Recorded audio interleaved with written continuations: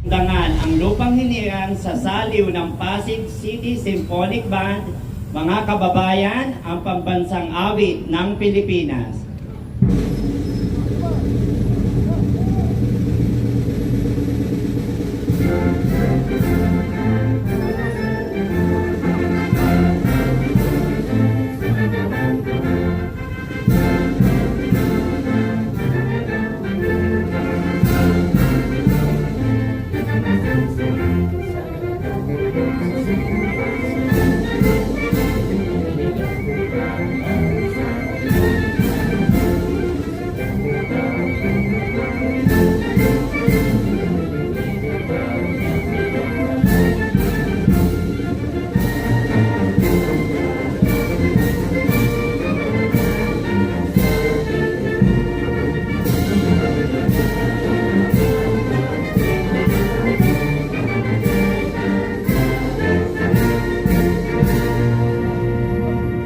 Palakpakan po natin ang ating Mayor, Mayor Vico Soto.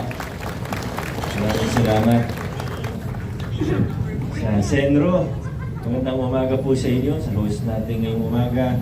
Vice Mayor Dodot, sa ating sangguniang panlungsod, sa mga kaunin ng ating nasyonal at lokal na pamahalaan, magandang umaga po sa ating lahat, lalo na sa mga naka-long sleeves na barong, magandang umaga po sa inyo. Sa ating Senro, no, sakto, kayo po ang host ngayon. Hindi naman po nagkataon yan dahil Earth Month nga po, gaya ng in-announce ninyo. Kaya galingan nyo lang lagi, ha? At lalo na yung mga, ang bilin ko lang po sa inyo, ano, yung mga nagdi-discharge sa ating mga drainage, yung mga wastewater na walang proper wastewater treatment facilities. Kailangan po natin yan. Alam ko naman, ginagawa ninyo yan, ano? Pag may mga report sa inyo, lalo na yung mga mas malalaki na mga establishments, ano, kailangan talaga maghigpit tayo doon. Marami na tayong nahuhuli, marami na tayong napapaayos, pero tuloy-tuloy lang po tayo. Patungkol naman po doon sa ating work week na 4-day at 7 a.m. to 6 p.m. po tayo. Muli pong paalala na hindi po sarado ang lahat ng opisina.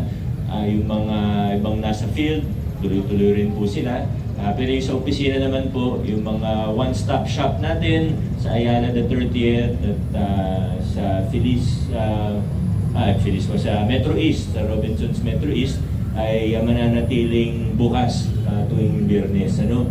Para naman po sa atin na nanggagaling dito sa temporary City Hall, ay alam ko medyo nahihirapan tayo, lalo na yung sa pauwi. Ano? Pero titingnan po natin kung anong magagawa natin. Sana ngayong linggo, ngayong Lunes hanggang Huwebes, may makita tayo mga improvements ng mga nasasakyan natin pauwi. Kasi nakikita natin medyo mahirap sumakay, ano, pag 6 p.m. Kaya titingnan natin kung ano ba yung mga pwede natin gawin. So 1 to 2 weeks siguro, magiging mas maayos na po pa. Hopefully, subukan natin. Yun lang po muna. Magandang umaga po sa ating lahat at adjourn na po tayo.